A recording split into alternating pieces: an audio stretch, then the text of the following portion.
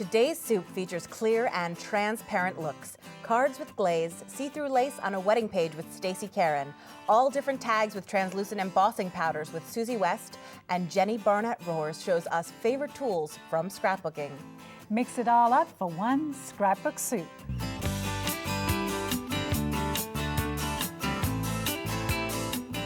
Today's scrapbook soup has been brought to you in part by Spellbinders, dye templates for cutting, embossing, and stenciling. Beautiful details, inspiring creativity. Spellbinderspaperarts.com. Stamp, sprinkle, tap, heat, wow. Wowembossingpowder.co.uk. Sakura Color Products of America. sakuraofamerica.com.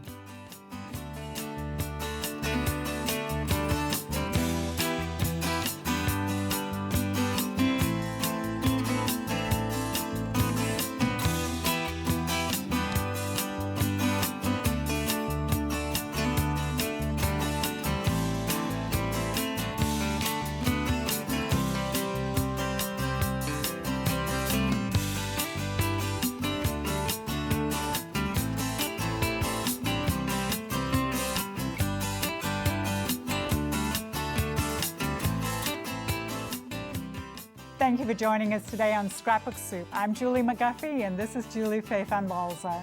And today's theme is clear or translucent. We have some techniques and supplies that give that transparent look, whether it be in your journaling or as an embellishment. Well, this is an embellishment for the bedroom. And this is a nightlight. And what I did, I printed an image to put on the front of the nightlight, and I did it on vellum.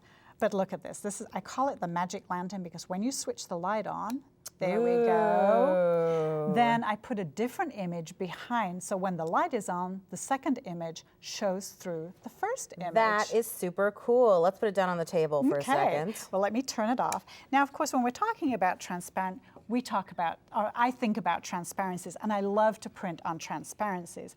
And these are some of my flower photographs that are actually printed on a transparent sheet, and I use these, for example, as an embellishment on a card. So I can make a whole series of thank you cards or special occasion cards using all these different flowers. I like how the texture comes through that transparent layer. Isn't that pretty?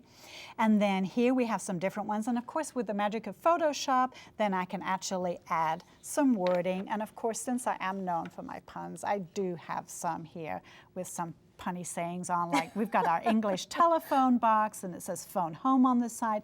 And this is a longhorn. I was driving out of the gate one day and there he was looking at me. And so of course I whip out the camera and take a picture. And then on the stop sign, the street signs on there actually say ho-hum. Very cool. Well, I have three kinds of transparency on this layout. The first is actually translucency with this deli paper that I've used for my journaling. The second is, you can see these domes here, just a little bit of glass does add something nice to your journal. It adds depth, do you know what I mean, to your scrapbook page. And then finally, this is visual transparency, which because of the way that this is designed, you can see right through it. And I'll be right back with ideas for enhancing store-bought cards or making your own.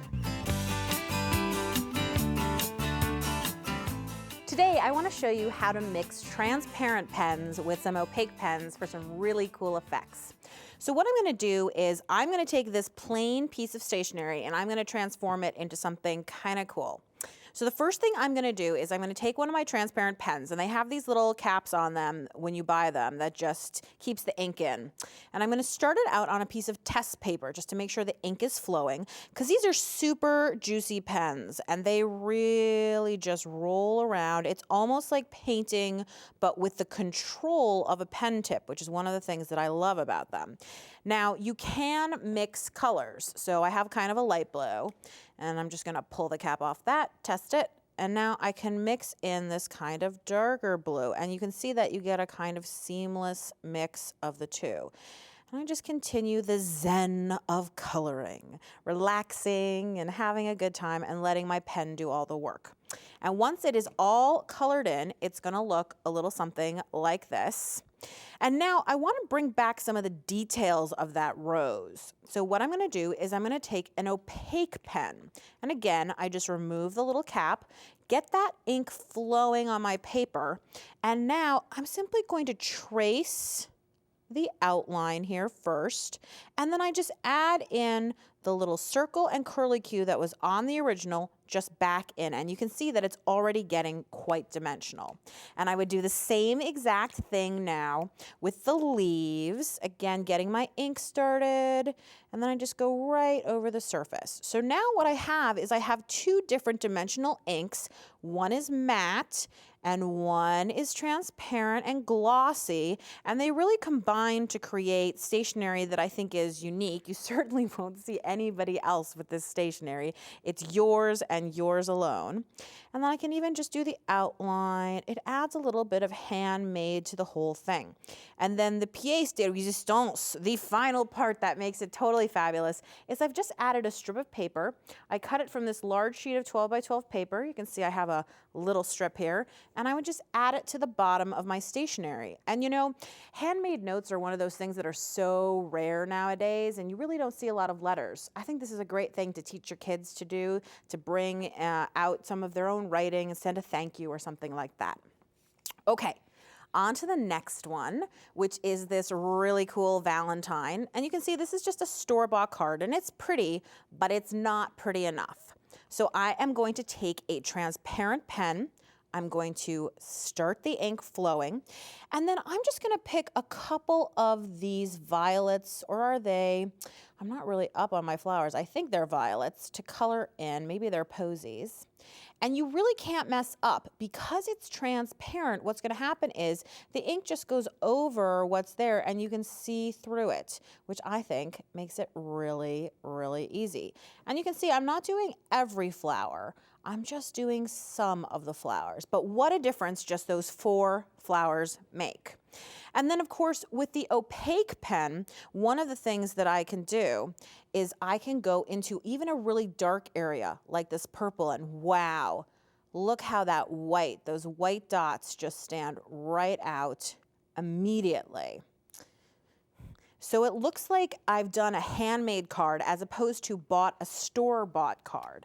And again, I think, you know, taking a little time and effort makes a big difference, but this way you don't have to think about the design or worry about anything. All you're doing is just coloring. It's like a coloring book come to life. And you can see I'm coloring in the letters.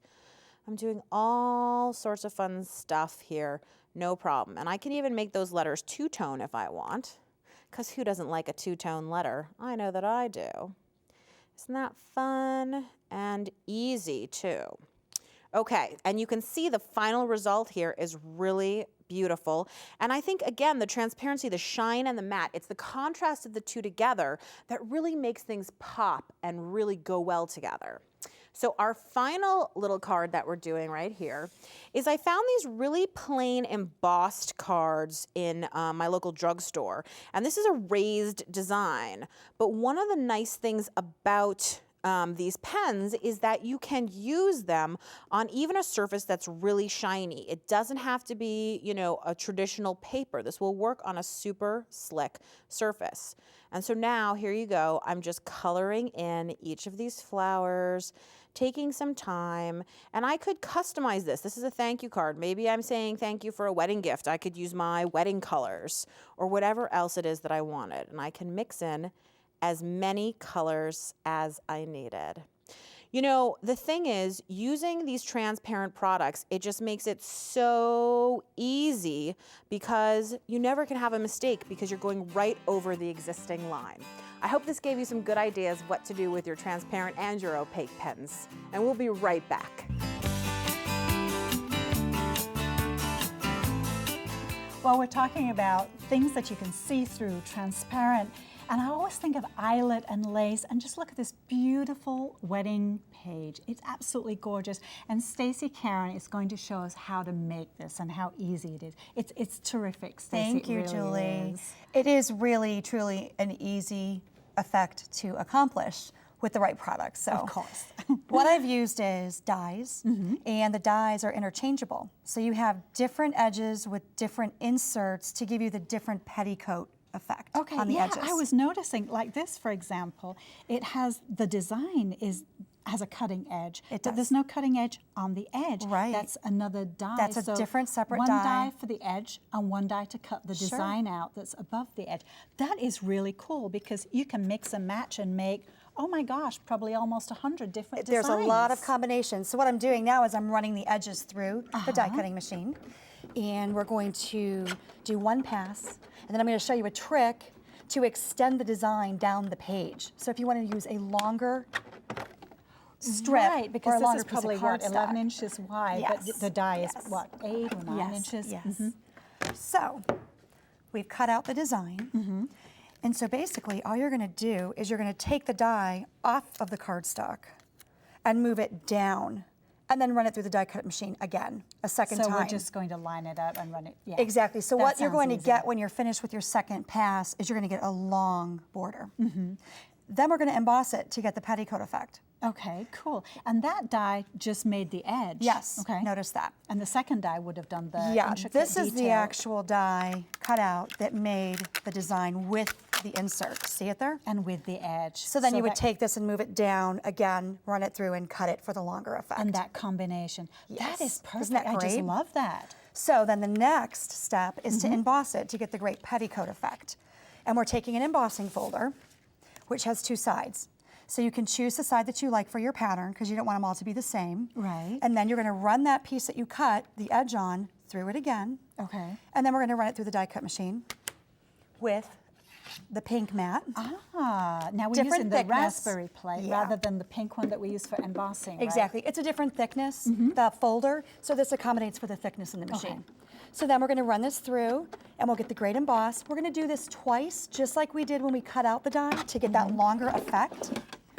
And then once this is finished, this is great because you can actually feel where to line this back up again in the grooves. Yeah, just look at that beautiful embossing. It's a really deep Oh, emboss. that dimension, that's fantastic. So then you would run it through a second time through the machine, and what you would end up with are these great pieces for your layout. Oh, just look at that. That's So just go ahead and beautiful. place that okay, right let me there. put this down here, and we're going to do this in the opposite direction. And as you can see, we embossed some and we left some blank with the edges as the detail, and then these just slip underneath. Oh, you know, I see this also for like baby shower Yes, pages. yes, that or beautiful just, lacy oh, effect. lots of different things. The next step is we took a die cut, a spiral die cut, and we are going to make this flower. Okay. You just take a skewer and you just roll. Once you roll this all the way down, you're going to end up with this flower right here. The little spiral, and Yeah. then we just glue it at the end. Exactly. And I know we have the little seam here, so so this is a where we're piece going of to put the ribbon, ribbon yep. right across, and then we tuck the ends underneath the paper, of course. One of the really great effects is that you can see where you want to cut your photographs. Right. I was looking at these because these are wedding dies. photos, so you might be a little nervous. You don't want to mess it up. Well, it's So it's great important to be able to cut it in see. the right spot so Yeah. you can put it over and you can see exactly what you're doing. So let's put that right on top. And then you have a perfect mat for your photo. Right, so there we go. take And then, your of course, these nest together, and Yep. so we've got the perfect size of mat for the perfect size of photo. And then we put the flower on top. This is just absolutely Isn't it gorgeous, great? Stacey. It really is. Hidden journaling tag, which is right underneath here. You can pull out to Yeah, look at. journaling, you know, it really is important because otherwise it really does, we really can't tell from this picture who these people are. You can't really tell. And then the cards are just stunning. The thank you card in the little gift box. You can just make everything coordinate love and it. look like a really unified set. Yeah. Which is a lot of fun. Stacey, it's perfect. Thank you so Thank you. much. We're always glad to see you. Thanks, here. Julie. And we'll be right back. Well, I'm back with Suzy West, and she is an embossing expert, and she has some ideas for all sorts of effects you can get. So, Suzy, tell me, what have you used on this adorable cloud tag right here? Well, I use the regular embossing powder. And you can see that because it's a really fine sort of powder. Right, the grain is just regular, and that's probably what most people use. Mm-hmm. And then next up, I see you've got some glitter going on. Well, this is embossing glitter. It's a little bit different. The glitter is already part of the embossing powder, so when you heat it up, it stays on there and it won't come off.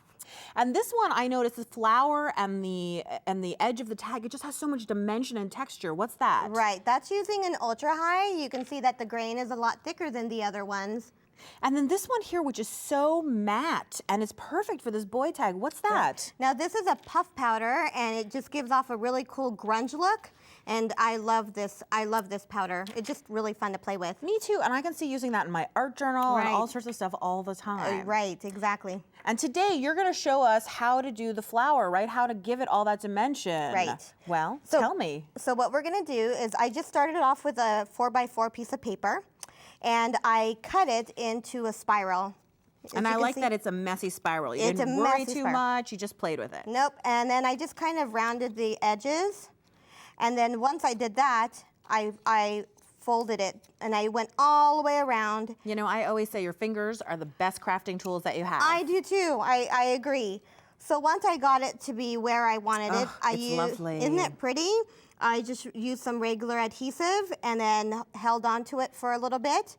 Now this looks pretty just like this, but once we add some embossing to it, it's just gonna give it a nice pizzazz. I love that. So do we Right. need to add anything to the paper before we can emboss? What we're gonna do is we're gonna use a watermark pad Okay. and press down really hard onto the paper. And don't worry about it getting ruined. The neat thing about this is that the flower is supposed to look kind of grungy and fun. So now do me a favor, pick one that you like and let's see how it looks. Come on, you know I gotta go for the glitter. I knew you were gonna say that. So here, we're gonna just press down on here and then just Shake off the shake excess off there. any extras. And look at how pretty that looks already. Oh, it's beautiful already, just like that. Already. So you know my tips is that you have to let the heat Preheat up. your heat gun. You know, I've never done that, but I'm definitely gonna go home and try it because I have had issues where things seem to blow or they burn, Right. and that's a really great tip. Right, by just letting it heat up for just a few, like about a minute, it'll be perfect for you to emboss on. So now you just take that, and you can see. The flower's blowing away a little Yeah. bit. Be careful of your fingers. And I'm just gonna go around, and you can see that the embossing is changing. It's setting. Yeah, you can watch it right before your eyes, and now it's gonna be on there permanently. Yeah, on permanently. So cool. Isn't that pretty? It is. So all I did afterwards was add a little bit of adhesive and poured it right into the flower. With those pretty seed beads or whatever, They're yeah, just pearls. little pearls, and we're gonna pretend that I just Glue them right and then in there. Just throw that in there. You know, it almost reminds me of a bird's nest or something fun like that. Isn't that cute? It You could totally do is. that. And I know that you brought some other projects that also show things off, like this journal, which I adore. And the Thank you. edge on that is so beautiful. It looks like it was gilded or something. Right. How did you do that? I did the same technique here where I put some watermark pad onto the edges and then poured some of the embossing with glitter. And if you'll notice, even the ribbon on the top I has know, that's that. amazing because it's so transparent. Right. And how did you not burn that ribbon or make it shrink or anything? Well, actually, that was the effect that I wanted to give, and I didn't do it as much, but I did want it to shrink down a little bit. But if you emboss it really fast, it won't do that. So it's like a twofer technique. If Yes. you do want it to shrink, you actually get Yes. both at the same time. Exactly. What a great idea. And then I know on this larger book you have some cool stuff too. Tell us about it. Yeah, so on that one, I used a doily, just a regular doily, and used the watermark pad the same way as I did before, and used some of the embossing powder, embossed it, and it looks so pretty. That is really cool. I have to ask you about the clouds now. Oh, I love the clouds. I love clouds. So it's just using the embossing with glitter. We put a template over that. And then once you use the template, go over it with the watermark pad, and then pour the embossing with glitter on top. Shake off the excess, and then emboss. You know, Suzy, I'm going to start calling you the embossing fairy. This has been fantastic. Thank you. And we'll be right back. Well, we've invited a very special guest to join us today. This is Jenny Barnett Rohrs from Craft Test Dummies. And you're going to share some information with us about adaptive tools, right, Jenny? Absolutely. I did a quick survey on a Facebook page about who has problems with crafting, maybe a physical ailment or bad eyes, and I was overwhelmed by the response. So I thought I had better come up with some ideas for crafters so they can keep crafting, doing what they love to do, Right. Right. but using tools that help you out as you go. Right, okay. Well, we need help in a lot of different areas, but this is really important because tools are such an integral part of what we do. So this is very important information for a lot of people. And it isn't just for granny crafters. This starts, when you're very young. If you use the right tools too, you're less likely to have injuries or problems as you get a little bit older. Okay. So the first thing that I was noticing is when I craft, sometimes I hunch over my table looking at the scrapbook. Definitely. So there's a wonderful tool here, and what it is a magnetic surface with these high, powerful magnets, and what it does is just elevates the surface a little bit for you so that you don't have to hunch over. And if you need more support, you can actually flip it all the way up and stay completely upright when you craft. Right, that's great. And I love this tool. I use this myself. If you can't find this in your local area, you know what you can do? You can use a book stand. This is a cookbook stand for my kitchen, a bit of cookie sheet, and again, some magnets. It just lifts it up so that you can see what you're doing without having to hunch, and that reduces all of that neck and shoulder strain. Right, and that is really, we do that a lot when we're working on the computer. I know I do, and you end up, and not just the neck, but also the back, and it's not good posture. It's not good for you. So the other thing is sometimes, maybe one of the reasons you're hunching over is because you can't see what's on the page. So there are some really good magnifying glasses for that. This one you can hold in your hand. It actually comes with a light that will help light up your surface. Or these are, maybe make you look a little funny, but they're so handy. You have to trust me. They're lightweight. They fit on like a headband. I don't even feel any pressure, but they flip down so that you can see what you're doing. See, avoiding all that hunching, but you can see what you're doing, and then when you're done with it, you flip it up so you don't lose your cheaters all over your studio. We wouldn't want that, would we? I do that all the time. I need some of those, definitely. And this particular model also comes with extra lenses, depending on the power that you need. That's really handy. So I mentioned that this one has a light. That's another great way to really reduce your eye strain. And I sometimes find that maybe my eyes get a little blurry or a little bit of twitching after a long marathon scrapbooking session. So I've swapped out my lamp in my studio to one that has a full spectrum light.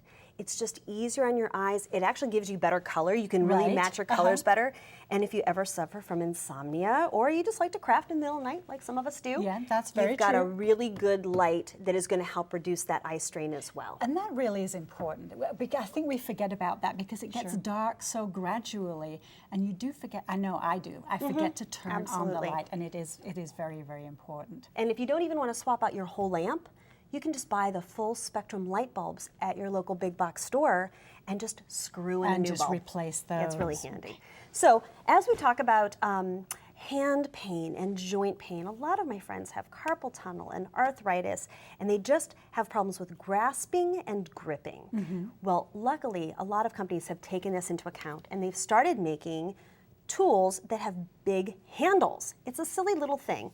But if you're holding this, you have to squeeze all of this part of your hand to hold the blade. With this one, it's balanced and it just sits there. You should try that out. So I will. I've actually used these quite a lot. I do. I love it. It's ergonomic. Is that the word? That's the word. This is an ergonomic tool. And anything that lets you craft longer with less pain is A-OK in my book. Here's another example where you wouldn't think that this is ergonomic. I thought this was just for design. But when you put it in your hand, it nestles in so nicely and it reduces that hand strain.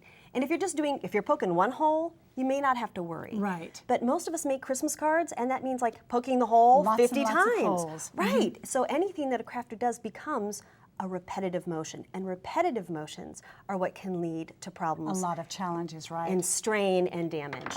So in that same idea of gripping and grasping, these new punches have a lovely saddle for your hand to fit in, and it just takes one motion. The spring opens it back up for you.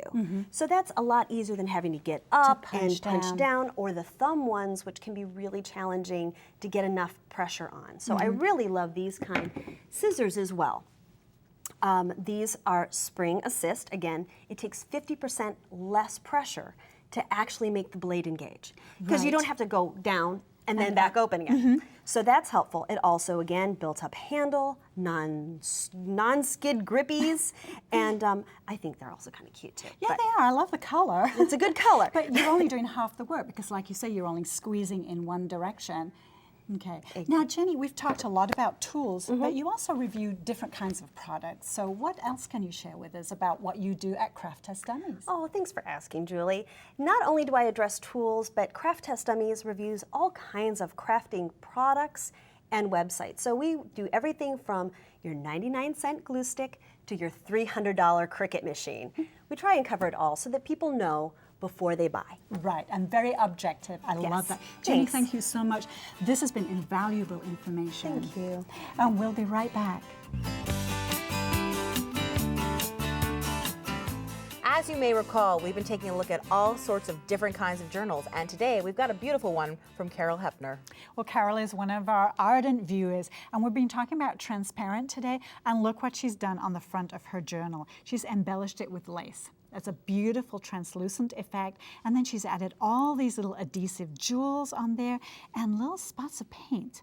I think that looks really, really cool, but I like the way she's bound it together with ribbon, and then inside, what she has done, she has added these page photo protector sleeves. So you can actually add photos, or you can add cards with your journaling on, which tells about the photos, and there's a space for a title. I was But going with to all say the- that's one of the things I particularly like about these photo sleeves is that they do have this space that really does encourage you to journal and to tell your story, which is so important. And that's today's soup. Look for new ingredients each and every week as we mix up the latest in scrapbooking. Visit scrapbooksouptv.com for a mix of designers, materials, and projects. All of the patterns and pages on this Series 200, all in one scrapbook soup. This is show 212. Mix it all up with more Scrapbook Soup. A DVD set of all 13 episodes of Scrapbook Soup Series 200 is available for $39.99 plus shipping and handling. Visit scrapbooksouptv.com to order a mix of designers, materials, and projects, all in one scrapbook soup. Today's Scrapbook Soup has been brought to you in part by Spellbinders, die templates for cutting, embossing, and stenciling. Beautiful details inspiring creativity. Spellbinderspaperarts.com. Stamp, sprinkle, tap, heat, wow. Wowembossingpowder.co.uk. Sakura Color Products of America. sakuraofamerica.com.